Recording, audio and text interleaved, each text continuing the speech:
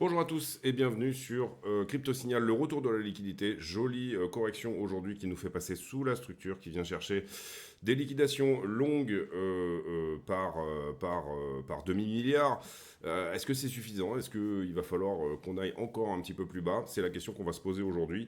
Est-ce que ce passage sous la structure à 95 est de l'ordre du terminé? Ou alors est-ce qu'on peut aller éventuellement chercher plus bas? Allez, intro.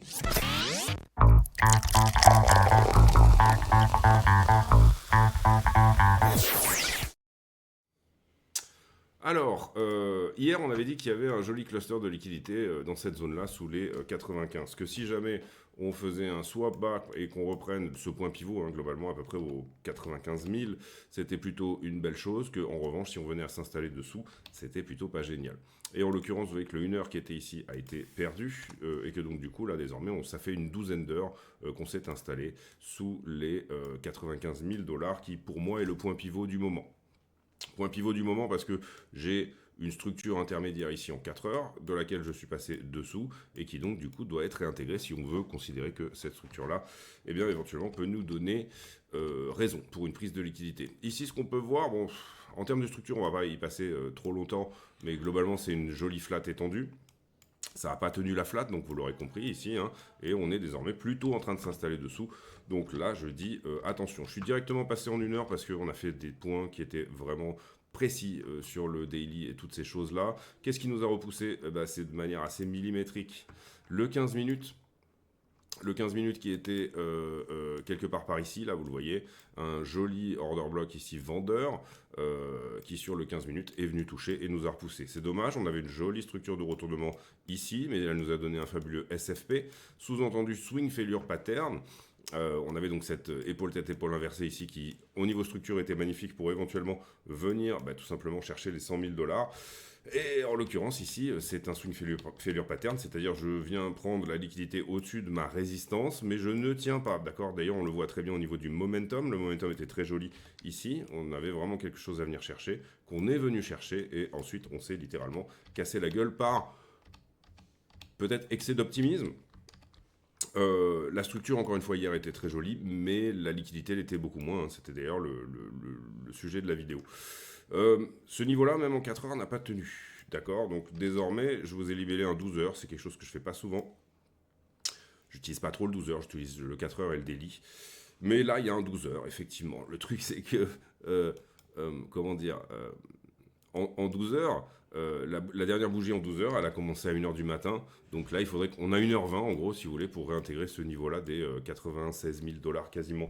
Donc on peut dire que c'est plié, je pense, et que ce 12 heures également est perdu. Donc en l'occurrence, ici, on va passer au daily. Et donc c'est pas très joli cette prise de liquidité sous la structure là, parce qu'on a tendance à traîner dessous, tout simplement. Voilà, en daily, le niveau il serait quelque part encore plus haut, c'est-à-dire 97 500. Donc c'est pas très joli. On attaque à peine le momentum de la structure intermédiaire pour le moment. Je parle de ça, d'accord, la rouge qui est là. Maintenant, on voit petit à petit les trends d'accumulation, quelque chose qui était agressif, et bien devenir de moins en moins agressif. Ici, par exemple, ne serait-ce que sur les points pivots, on pourrait dire, tiens, 90, c'est dans le scope. Si on est en train de perdre ça, sauf si on le récupère vraiment ici, on fait une petite mèche dessous, c'est pas un problème. Et par ailleurs, comment dire, le 4 heures suivant est plutôt autour de 87. Le point de contrôle de toute cette structure est à 91,5 pour donner un petit peu tous les niveaux qui ont de la cohérence. Donc on en a finalement pas mal ici. Perdre le momentum actuel et perdre le petit 1 heure que je vous ai libellé ici et qui est pour le moment en train de bastonner là. Perdre le momentum actuel et perdre ça, pour le coup, c'est à minima 91,5 et peut-être potentiellement un retour sur ce 4 heures là, c'est-à-dire une déviance en dessous des 87, c'est-à-dire vous pouvez jouer 85. Le fait de coucher de manière successive toutes ces trends pourrait nous emmener sur la zone des 75. D'accord? Pour moi, je ne vois pas tellement en dessous, même s'il y a beaucoup de liquidités. À 65, je pense qu'à plus 30%, cette liquidité-là a quand même pris une bonne partie de ses profits. Si c'est des traders de position, ils sont censés avoir pris des profits. On va revenir sur la structure après, en fin de vidéo, une fois qu'on aura regardé tout ce qui est liquidité, etc. Globalement, j'ai un Ethereum qui s'est pas mal tenu, avec une jolie structure de retournement ici sur cette correction en épaule-tête-épaule inversée. Pour le coup, si ça vient au retest là, ça pourrait venir chercher le haut de la distribution ici à 0,040. Donc ça, c'est propre. Maintenant, la daily n'est pas retournée sur Ether contre BTC. Et même si on vient chercher les 40, vous voyez ici qu'on n'a pas de structure de retournement encore pour le moment. La structure de retournement, elle ne se trouve qu'en 4 heures et on n'a pas retourné du tout la daily ni la weekly sur Ether contre Bitcoin.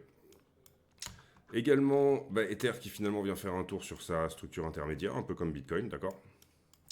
Ici, montée larvée petit à petit. Alors on vient chercher nos longueurs, certes, mais à aucun moment on explose. On vient chercher nos shorters, pardon, on vient à chaque fois chercher les shorts et on accumule des stops longueurs. Donc un petit tour sous la structure ici ne serait pas de trop de mauvais augure. Ce qu'on peut voir également sur, je trouve en tout cas, Ethereum, c'est que pour moi, il y a une zone qui n'a jamais été retestée et dans laquelle une imbalance fait face à une imbalance.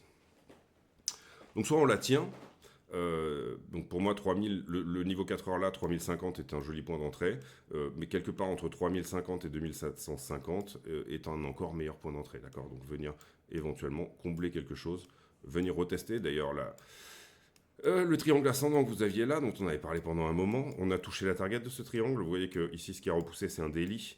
C'est pour ça qu'on avait dit, nous, sur 3005, on prendra des profits, et c'est ce qu'on a fait.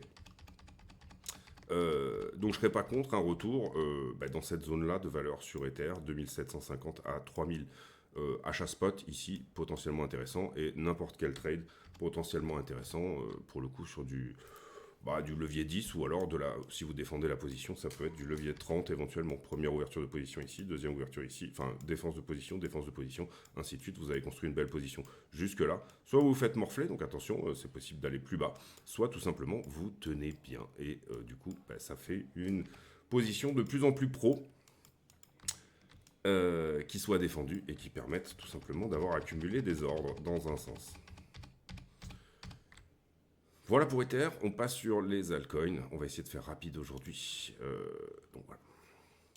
Alors les altcoins, j'ai une jolie trend. Pour le moment, vous voyez que on n'est même pas sur trend pour le coup, sur la dominance des altcoins, d'accord? Donc là, il y a une petite poussée qui est intéressante. J'ai globalement ça, on va dire le bas de la structure de retournement qui pour moi est retesté, donc on n'a pas forcément besoin d'aller en dessous. Si on veut tenir une structure haussière sur les altcoins, c'est soit 21,9% de dominance, soit on fait une petite correction et on continue en accélérant le momentum. Accélérer le momentum, ça voudrait dire, à un moment donné, alors là on est en 4 heures, construire quelque chose, se mettre en 1, pardon,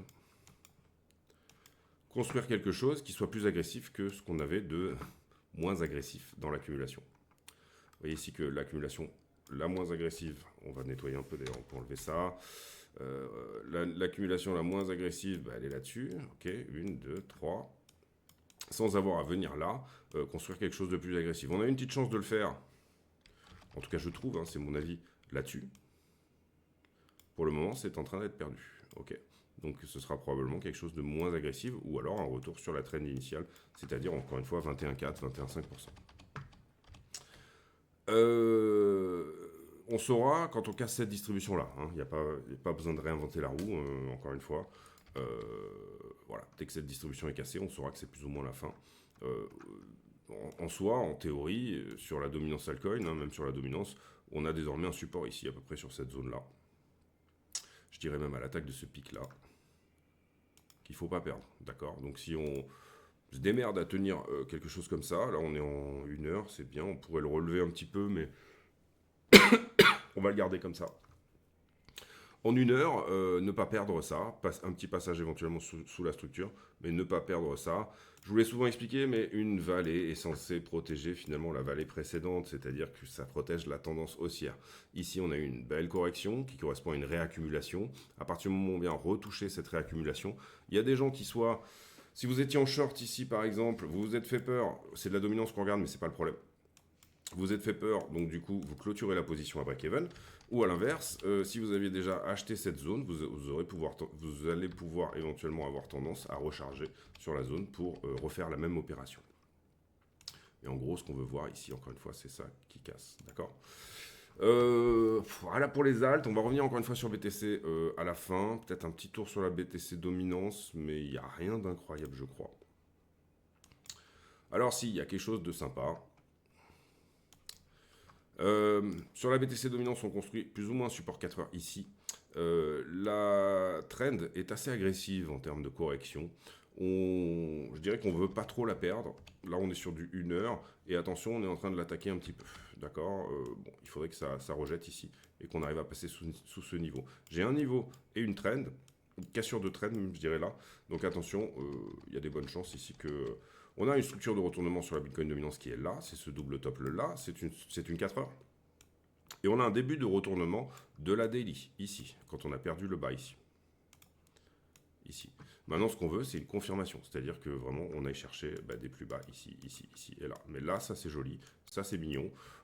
Maintenant, dans une correction, je ne suis pas sûr que Bitcoin perde de la dominance. On le voit d'ailleurs, là, au bout d'un moment, quand il commence à jouer avec les 92, il est en train de reprendre de la dominance. Ça, c'est relativement normal.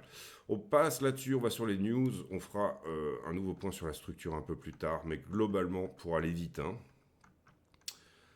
ça, je vous en ai plus ou moins déjà parlé. Je vous ai parlé d'Ethereum aussi. Donc, on va passer. Achat de MicroStrategy de 55 000 bitcoins supplémentaires. Michael Saylor, c'est un enfant. Dès qu'il a l'argent, ça lui brûle les doigts et il achète du bitcoin. C'est ça qui a provoqué un petit peu un sell de news. Globalement, ce qu'on peut voir ici, c'est que petit à petit, et ça, moi, personnellement, ça ne me dérange pas, son prix d'achat augmente. Pourquoi ça ne me dérange pas? Parce que pour le mettre sous l'eau, à un moment donné, il faudra peut-être mettre sous l'eau Michael Saylor. Pour le mettre sous l'eau, désormais, on a un prix d'acquisition. Vous comprenez que MicroStrategy a 380 000 bitcoins.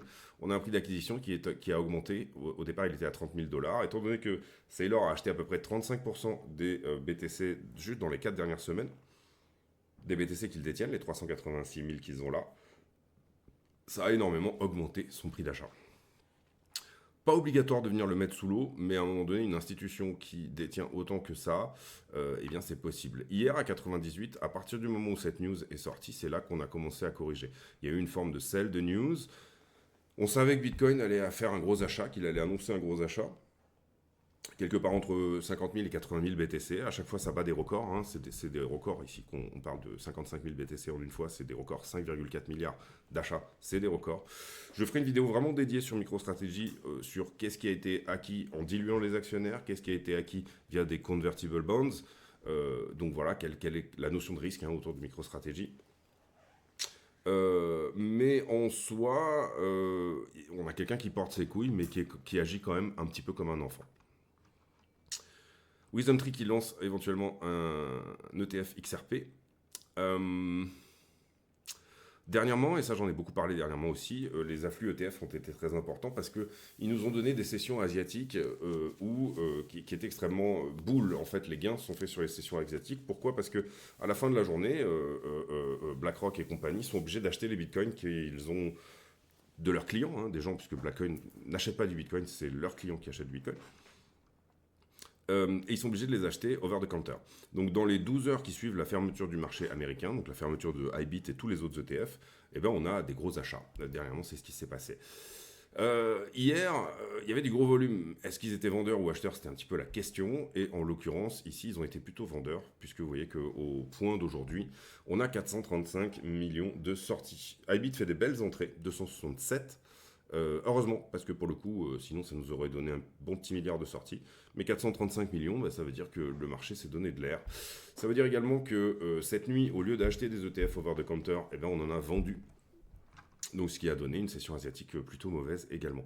Et sur ETF, on est plutôt à 3 millions à l'achat. Donc c'est intéressant de voir aussi là la divergence entre les ETF Ethereum et les ETF Bitcoin. J'en profite pour vous dire de ne pas hésiter de vous abonner à la chaîne. Tous les bénéfices sont versés à Mécénat Chirurgie Cardiaque. Venez également nous rejoindre sur le compte X, 2030 abonnés.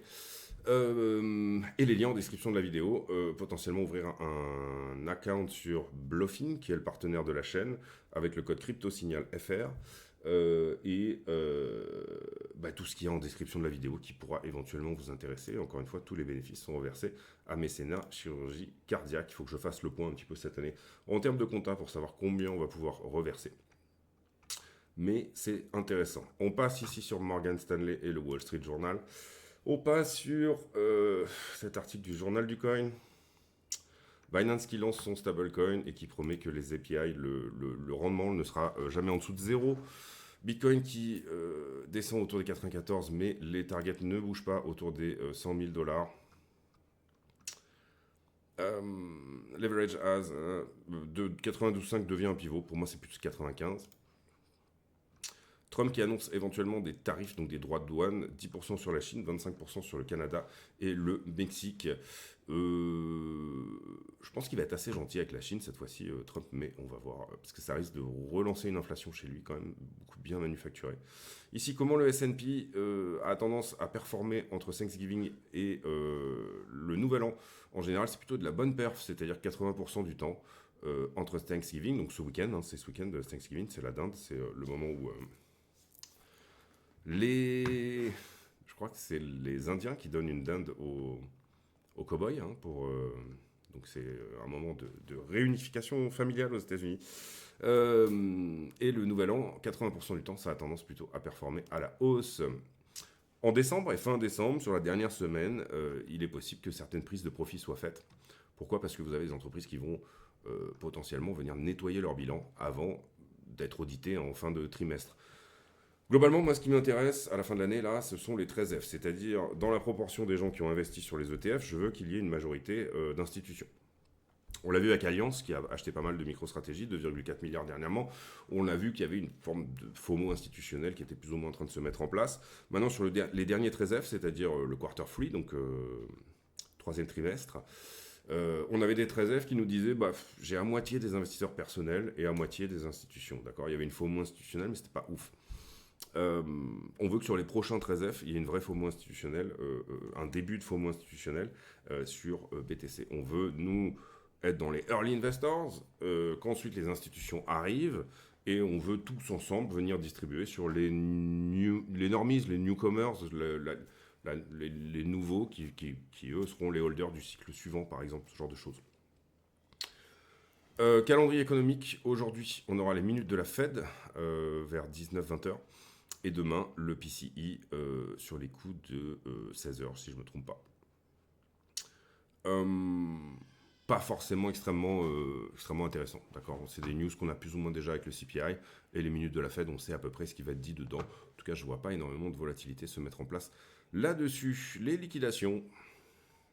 D'abord, un petit tour sur où en est Coinbase dans le classement. Je crois qu'on était dans les 50 hier, ça n'a pas bougé. Depuis hier, tout simplement. Les trends, pareil, on est sur la même chose. Liquidation, on passe là sur le sentiment. Je trouve qu'il y a quelque chose qui se remet un petit peu en place, au sens où on a 600 millions de liquidés depuis hier, et quasi la moitié sur Bitcoin plus Ethereum, 159 millions, 230 millions en tout, quasiment la moitié. Ça, c'est plus ou moins normal. Énormément de liquidations longues, c'est normal, l'action de prix a été plutôt vers le haut. Et voilà. Carnet d'ordre, j'avais pas grand chose à l'achat en dessous, hein, on en avait parlé hier également, et j'ai pas non plus un mur de vente au 100 000, hein, d'accord ? J'entends des gens dire qu'il y a des murs de vente, moi je trouve pas que ça soit non plus incroyablement énorme.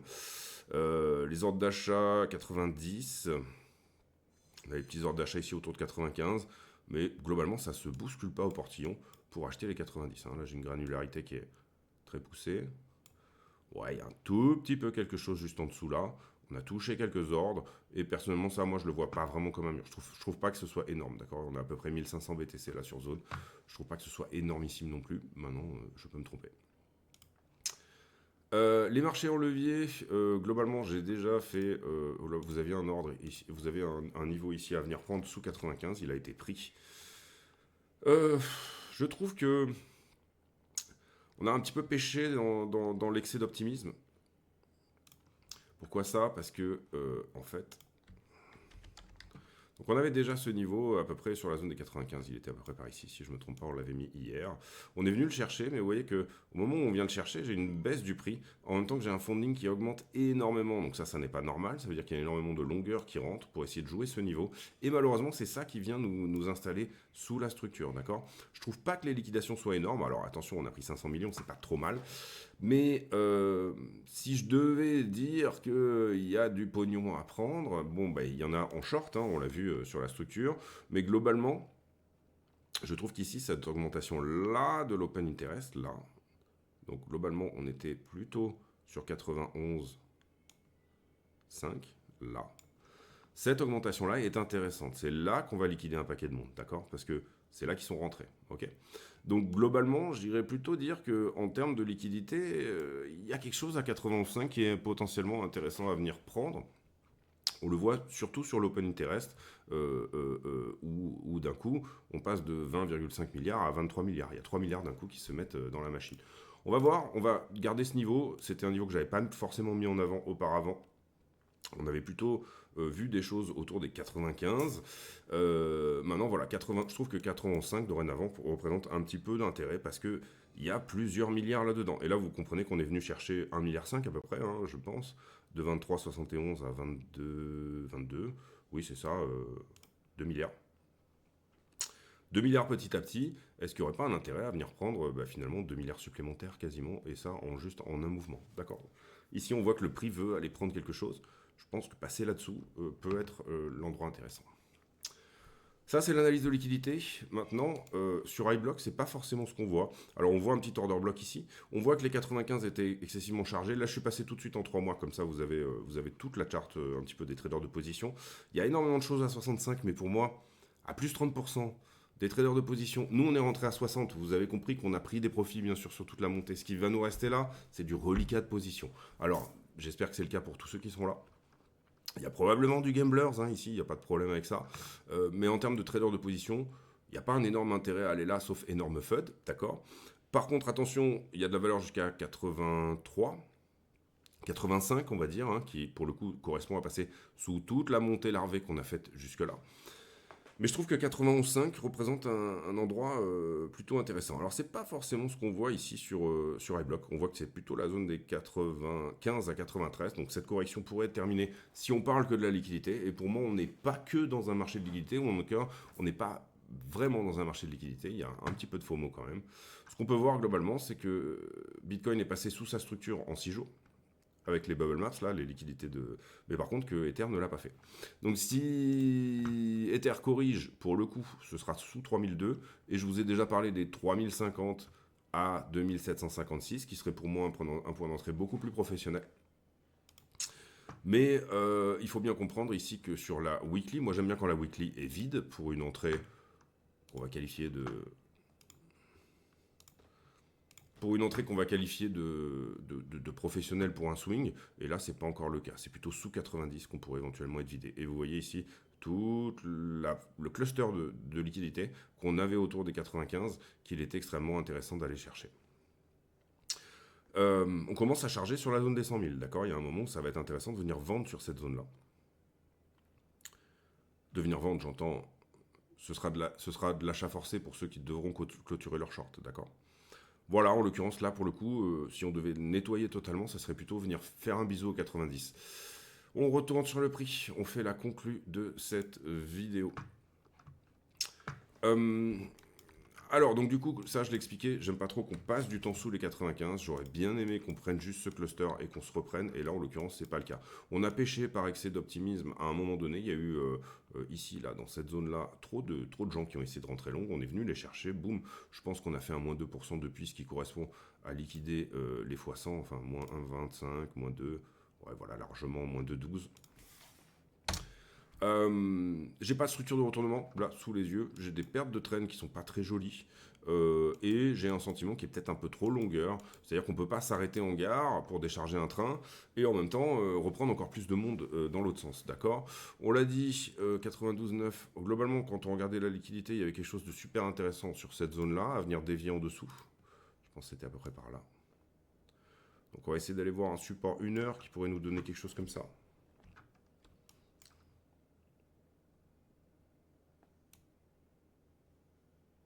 Voilà, une déviation 1 heure là-dessous, je trouve, serait super intéressante. Et ensuite, on a vu que sur la liquidité, ça s'est allé quasi jusqu'au 90. Donc celui qui veut vraiment avoir un point d'entrée super cool, enfin super cool, beaucoup plus pro, il va aller chercher quelque chose en bas de ça, plutôt sur du 15 ou du 5 minutes.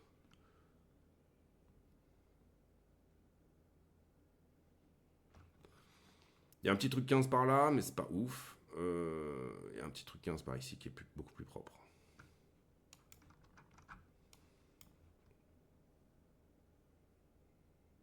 Voilà, là, il y a vraiment de l'achat qui s'est fait, qui pourrait se refaire à nouveau sur cette zone-là. Une défense qui pourrait se mettre en place sur une TF 15 minutes. Donc venir chercher en 15 minutes sous ce niveau-là.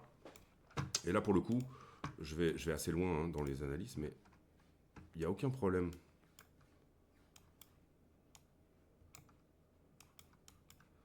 Il n'y a aucun problème à aller chercher du 5 plus bas.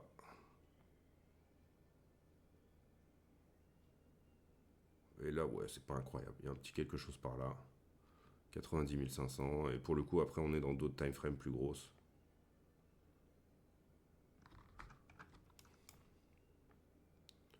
Là, ça touche pas.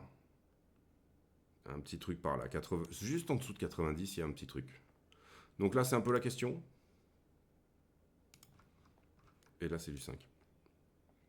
Un peu la question, est-ce que la déviation en 15, si on y va, hein, encore une fois, j'ai aucune certitude qu'on y va. Là, on est sur un 1 heure qui pourrait tenir. Mais si on y va, dévier en 1 heure là-dessous, plus dévier en 15 minutes là-dessous, plus en 5 minutes, on a beaucoup moins de chances de faire quelque chose. Voilà, est-ce que 89,7 serait pas un très très joli niveau d'entrée pour une entrée sniper? À voir. Il va falloir avant ça que le sentiment, qui est très optimiste en ce moment, enfin quand même, tout le monde cherche un petit peu le long du siècle, et ben se calme un petit peu. Voilà un peu les niveaux, vous les voyez en dessous. Attention, on perd des traînes petit à petit, on ouvre la porte d'une possibilité, je parle encore une fois que d'une possibilité, mais d'une correction qui pourrait aller jusqu'à 75 000 $, que ça ne serait pas nécessairement un problème. Ce qu'on va essayer d'aller chercher là, je parle de ça, attention, hein, et c'est ça qui est très important. C'est vraiment le truc le plus important que je vais dire dans cette vidéo, par exemple. Ici, ce que je veux, c'est une réaction. Et cette réaction devra prendre la totalité de ses profits sur une TF 4 heures, puisque je viens chercher, dans une tendance baissière, une réaction. Et après, je peux laisser du runner, éventuellement, aller au-dessus des 100 000, d'accord? Mais en soi, ce trade-là doit être littéralement et totalement dérisqué. Ou ça? Avant ça, d'accord? Si je rentre ici à 91, il y a des tas de trucs sur lesquels je devrais éventuellement sortir et nettoyer mon trade, qui soit totalement dérisqué, totalement profitable, etc. avant ça. D'accord? C'est parce que la tendance, elle me dit ça. Vous pouvez ici essayer de dire, oh, allez, je vais croquer plus fort et je vais essayer d'aller chercher ça. C'est-à-dire pour le coup, ce qui se passe vraiment sur la 4 heures, un rebond à 96. Mais en soi, en vrai, c'est plutôt ça que vous devrez aller chercher. Vous devriez aller chercher. Donc une des deux grandes questions, je pense, du moment, d'ailleurs on va regarder vite fait. Et désolé, pour le coup je voulais faire une vidéo courte, mais... Bon, c'est déjà, est-ce qu'on tient ce 1 heure? D'accord. Si on ne tient pas ce 1 heure, c'est plutôt une réaction sur celui-là à laquelle il faudra s'attendre. Vous voyez que celui-là a déjà réagi, d'ailleurs c'est pour ça qu'on l'a mis. Donc là, il est midi 4. Est-ce qu'on passe à 13h? On n'a pas clôturé et ouvert une bougie entière. On n'a pas hard closé ce niveau en time frame 1 heure. Vous voyez que je me suis mis en 1 heure là pour aller regarder. Ou alors, est-ce qu'on vient plutôt faire un bisou à cette zone-là? Et j'aurais plutôt tendance à dire qu'en ce moment, ça semble relativement évident qu'on va aller faire un bisou à cette zone-là. Quels vont être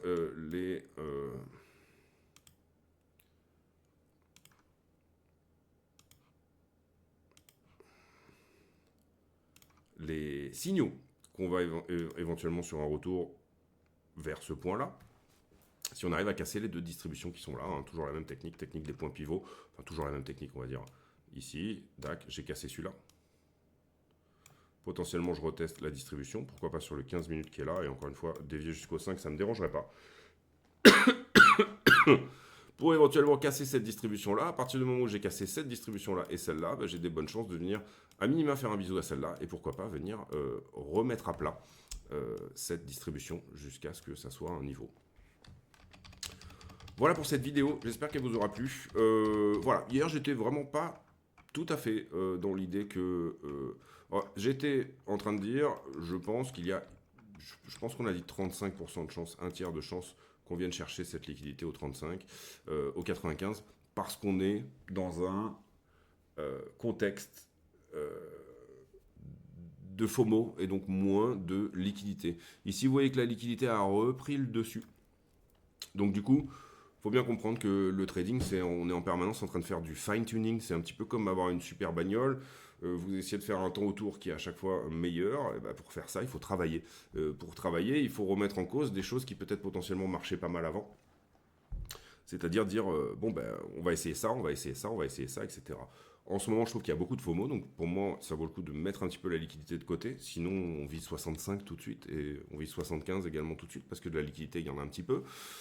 Maintenant, là, vous voyez que ce mouvement, hein, en l'occurrence, ici, fait paniquer un petit peu le marché. Pour moi, le gros point pivot est vraiment au 95,8. Sauf réaction sur le 1 heure qui est là, on ira au 1 heure qui est en dessous, pourquoi pas le 15. Et vous voyez ici qu'on est allé chercher vraiment un scénario où ça vient prendre une bonne partie de la liquidité résiduelle pour une réaction. Encore une fois, je m'inscris ici dans l'ATF. C'est pour ça que cette idée du trend is your friend, on la respecte. On n'insulte pas la structure en faisant ce que je vous dis, c'est-à-dire, je sais qu'il y aura une réaction sur ces niveaux-là, parce que par le passé, ils ont déjà réagi, d'accord?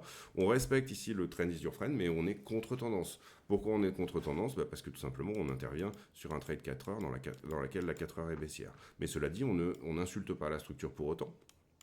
On protège notre capital de trading en dérisquant le trade assez rapidement.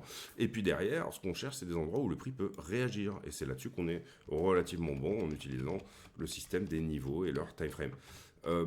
Encore une fois, et c'est hyper important,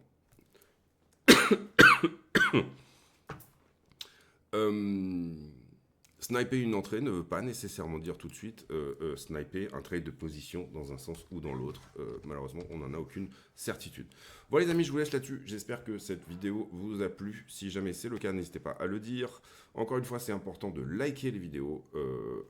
Même sur une télé, vous prenez le temps de le faire sur le téléphone, s'il vous plaît, par rapport au temps passé. Je demande absolument rien. Il n'y a vraiment aucun souci avec ça. Je vous partage, encore une fois, ma manière de faire. Ayez la vôtre, ayez votre biais, ayez votre propre vision du marché, votre propre manière de voir les choses. Ici, c'est plutôt de la méthode, moi, que j'ai envie de partager. Et ça passe par le fait d'une analyse plutôt dans un sens ou dans l'autre. Voilà, ça me paraît important de dire ça. Et puis le risk management, en fin de vidéo, vous allez avoir une vidéo qui va s'afficher si vous ne l'avez pas déjà vue. C'est la plus importante de la chaîne, c'est la pierre angulaire. Comment avoir un risk management qui protège en permanence votre capital de trading. Et puis, on se retrouve demain pour une nouvelle vidéo. J'ai pour habitude en fin de vidéo de poser une question à la con, c'est-à-dire une question qui n'a rien à voir avec le prix du Bitcoin, mais qui nous permet de converser de choses et d'autres. Et tiens, la question du jour, elle va être...